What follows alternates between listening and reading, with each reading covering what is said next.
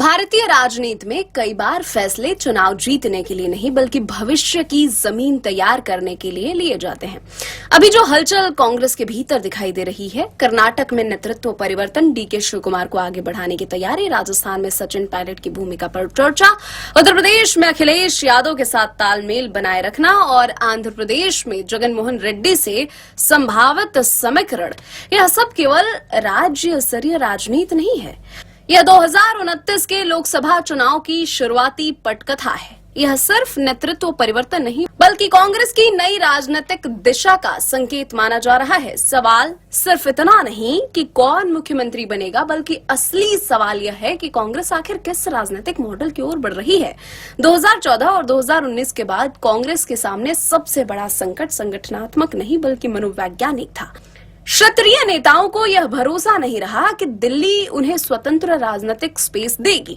भाजपा ने जहां मजबूत केंद्रीय नेतृत्व प्लस आक्रामक संगठन मॉडल बनाया, वहीं कांग्रेस लंबे समय तक समझौता आधारित राजनीति में ही फंसी रही।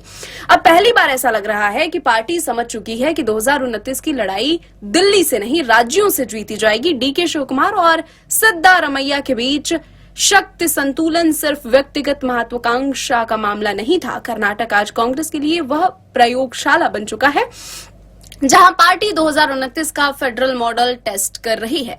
सचिन पायलट को आगे बढ़ाना केवल राजस्थान का निर्णय नहीं होगा, यह कांग्रेस के अंदर पुरानी बनाम नई राजनीति की लड़ाई का निष्कर्ष होगा। पायलट की राजनीति सबसे बड़ी ताकत यह है कि वे हिंदी बेल्ट में स्वीकार्य युवा चेहरा है। कांग्रेस की समस्या यह रही है कि उसने अक्सर लोकप्रिय नेताओं को समय पर अधिकार नहीं दिया। यदि पार्टी 2029 से पहले पायलट को निर्णायक भूमिका देती है तो वह भाजपा के खिलाफ युवा बनाम स्थिर सत्ता का नैरेटिव बना सकती है। अखिलेश यादव के साथ बने रहना कांग्रेस की मजबूरी भी है और रणनीति भी है। 2024 के चुनाव ने यह स्पष्ट कर दिया कि उत्तर प्रदेश में भाजपा को चुनौती तभी मिल सकती है जब विपक्षी वोट बटे नहीं। कांग्रेस की सबसे बड़ी विफलता यही रही कि उसने हिंदी पट्टी में संगठन को जीवित नहीं रखा। मध्य प्रदेश हो, बिहार हो, उत्तर प्रदेश, छत्तीसगढ़, राजस्थान, इन राज्यों में कांग्रेस का संकट केवल चुनावी नहीं बल्कि कैडर आधारित रहा है। भारतीय राजनीति अब उस दौर में प्रवेश कर चुकी है जहां केवल करिश्मा चुनाव नहीं जीता जा सकता, संगठन, गठबंधन, सामाजिक समीकरण और क्षत्रिय नेतृत्व ये सब मिलकर सत्ता तय करेंगे। कांग्रेस आज जो बदलाव करती दिख रही है वे दरअसल बहुत बड़े संकेत हैं।